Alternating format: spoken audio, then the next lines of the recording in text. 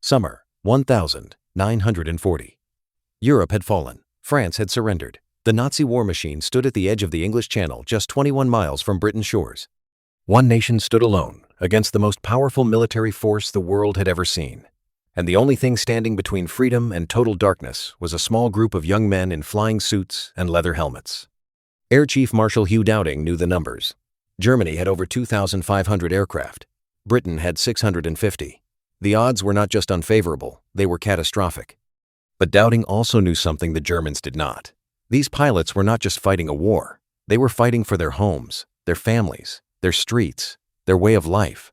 And that made them dangerous beyond any calculation. Every morning began the same way. Mist over the airfields, ground crew moving quietly in the half-light. Young pilots, most of them barely out of school, eating breakfast, laughing, playing cards, pretending the fear wasn't there. Then the phone would ring.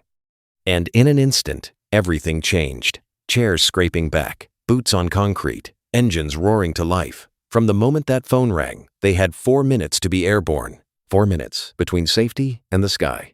Flight Lieutenant Tom Harris had been flying since the beginning. He had seen friends disappear one by one. He never talked about it. He just lit another cigarette and climbed back into his cockpit.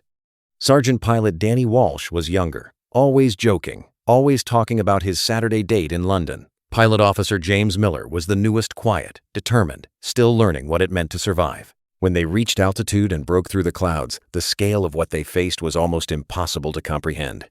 Hundreds of German aircraft filling the sky. Heinkel bombers, Dornier Raiders, Junker Stukas, and above them all, the deadly Messerschmitt Bf 109 fighters.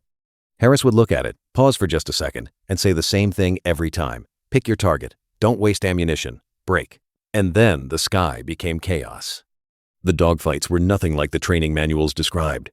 They were violent, fast, and terrifyingly close. Men fired at targets 20 yards away. Aircraft collided. Pilots bailed out over their own fields and climbed into fresh aircraft to go up again the same afternoon.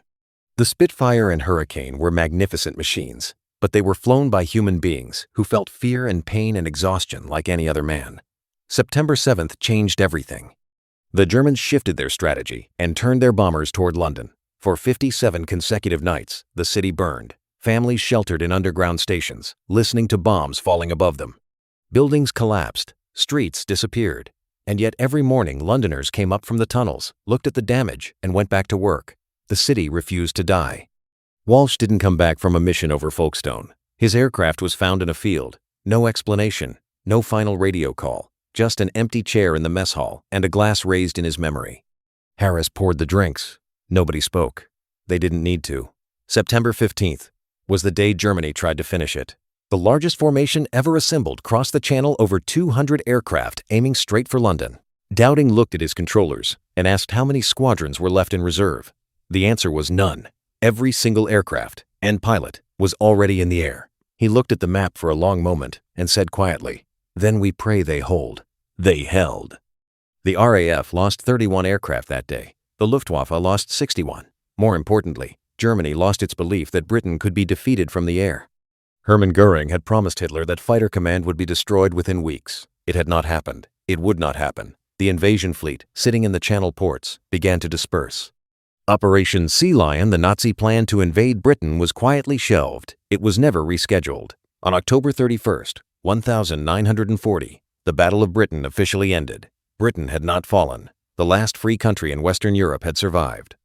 And from that survival, everything else that followed became possible. North Africa, D-Day, the liberation of Europe, the defeat of the Third Reich.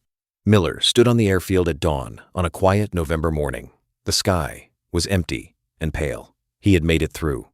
He thought about Walsh and all the others whose names were already fading from daily conversation but would never fade from memory. He thought about what they had done, ordinary young men from ordinary towns who had climbed into small aircraft and held the sky against an empire.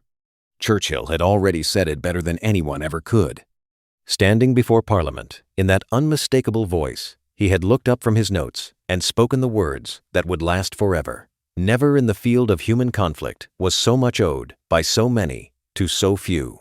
Miller looked at his Spitfire. Then he looked at the sky. Then he climbed in and flew. 544 RAF pilots died during the Battle of Britain.